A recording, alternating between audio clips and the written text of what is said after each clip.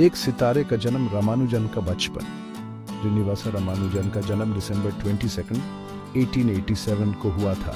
उनका जन्म इरोड में हुआ था, जो तमिलनाडु, इंडिया का एक छोटा सा टाउन है। उनका परिवार एक साधारण परिवार था।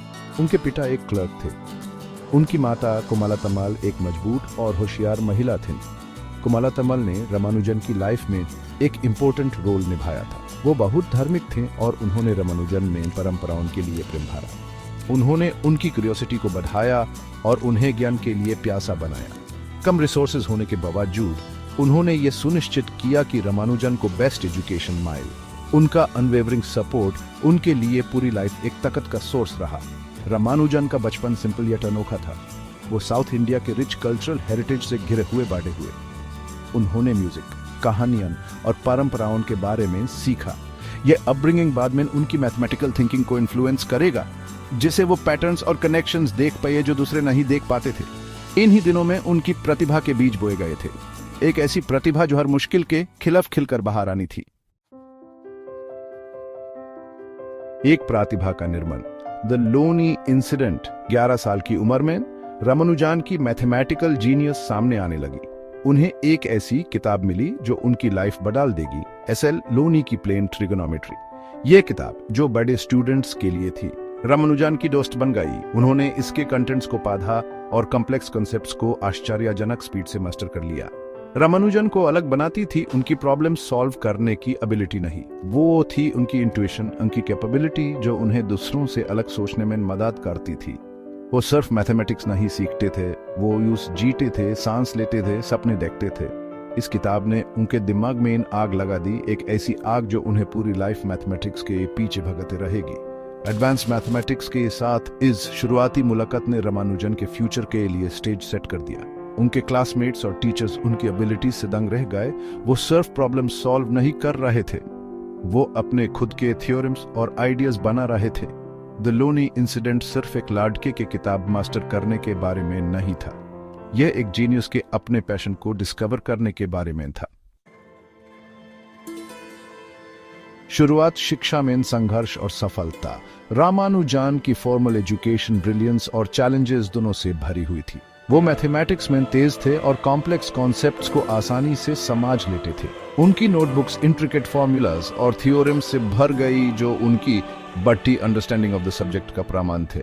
उनकी ब्रिलियंस सबने देखी, जिसे उन्हें स्कॉलरशिप्स और रिकॉग्निशन मिली। हाउएवर मैथमेटिक्स पर उनके फोकस का एक नुकसान भी हुआ। उन्होंने दूसरे सब्जेक्ट्स को निग्लेक्ट कर दिया और उन्हें नंबर्स की दुनिया के सामने बोरिंग लगा। उनके एकेडमिक परफॉर्मेंस में इस इम्बैलेंस की कॉन्सिक्वेंसेस हुए। उन्हें स्कॉलरशिप सिक्योर करने में दिक्कत हुई और उनकी एजुकेशन जर्नी में मुसीबत आई। इन सब के बावजूद रामानुजन का हौसला नहीं टूटा। वो मैथमेटिक्स की दुनिया में और गहराई में उतारते गए। उनका पैशन उनकी डिटर्मिनेशन को और बढ़ाता गया। उन्होंने घंटों इंडिपेंडेंटली स्टडी करते हुए बिताए और अपने नॉलेज की लिमिट्स को तोड़ दिया। अपने काम के लिए उनका डेडिकेशन एब्सोल्यूट था, जो उनकी एबिलिटीज में उनके अनवेवरिंग बिलीफ को दर्शाता है। सेक्शन 4, एक मददगार हाथ, रामानुजन और रामचंद्र राव। 1910 में रामानुजन की लाइफ ने एक नया मोड़ लिया जब उनकी मुलाकात भी रामास्वामी अय्यर से हुई। रामानुजन के मैथमेटिकल स्किल्स से इम्प्रेस्ड होकर अय्यर ने उन्हें रामचंद्र राव से मिलवाया, जो नेल्लोरे के डिस्ट्रिक्ट कलेक्टर थे। ये मुलाकात रामानुजन की लाइफ का टर्निंग पॉइंट साबित हुई। रामचंद्र राव, जो खुद मैथमेटिक्स के शौकीन थे, उन्होंने रामानुजन में जीनियस की चमक देखी। वो यंग मैन की ओरिजिनल थ्योरम्स और इनसाइट्स से दंग रह गए। रामानुजन के टैलेंट की गहराई को समझते हुए राव उनके मेंटर बने। उन्होंने उन्हें फाइनेंशियल असिस्टेंस प्रोवाइड करवाई, जिससे रामानुजन बिना किसी फाइनेंशियल चिंता के अपना मैथमेटिकल रिसर्च जारी रख सके। राव का सपोर्ट सिर्फ फाइनेंशियल एड तक सीमित नहीं था।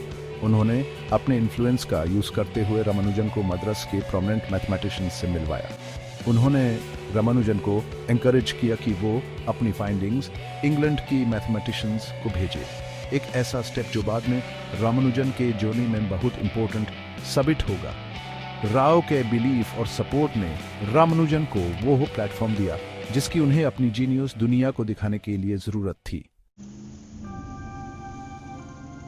सेक्शन 5, मद्रास से विदेश तक तेज दिमाग का सफर। 1913 में रामानुजन ने एक ऐसा बोल्ड स्टेप लिया जिसे उनकी लाइफ हमेशा के लिए बदल गई। उन्होंने अपने कुछ मैथमेटिकल वर्क के साथ एक लेटर G.H. हार्डी को भेजा, जो कैम्ब्रिज यूनिवर्सिटी के एक जाने माने मैथमेटिशियन थे। यह लेटर, जो अनकन्वेंशनल फॉर्मूलास और थ्योरम से भरा हुआ था, ने हार्डी को इनिशियली कंफ्यूज कर दिया। हाउएवर, जैसे जैसे वो गहराई में उतारते गए, उन्होंने उसमें छुपी ब्रिलियंस को पहचाना। हार्डी रामानुजन के काम से हैरान थे। उन्होंने उसमें एक रॉ, अनट्यूटर्ड जीनियस देखा, एक ऐसा दिमाग जो मैथमेटिक्स में ग्राउंड ब्रेकिंग कॉन्ट्रीब्यूशंस दे सकता था। हार्डी ने रामानुजन को कैम्ब्रिज इनवाइट किया और उन्हें कोलैबोरेट करने और रिसर्च आगे बढ़ाने का मौका दिया। यह इनविटेशन एक रिमार्केबल पार्टनरशिप की शुरुआत थी, जो मैथमेटिक्स की दुनिया को बदल देगी। रिलीजियस बिलीफ्स की वजह से इनिशियल हेसिटेशन को दूर करते हुए रामानुजन ने इस लाइफ चेंजिंग जर्नी पर जेन का डिसाइड किया। अपने परिवार और जाने पहचाने माहौल को पीछे छोड़ते हुए वो 1914 में इंग्लैंड के लिए रवाना हुए। यह जर्नी सिर्फ जियोग्राफिकल बाउंड्रीज को पार करने के बारे में नहीं थी, यह मैथमेटिक्स की दो अलग दुनियाओं के बीच के गैप को कम करने के बारे में थी, ईस्टर्न इंट्यूशन और वेस्टर्न रिगर का फ्यूजन।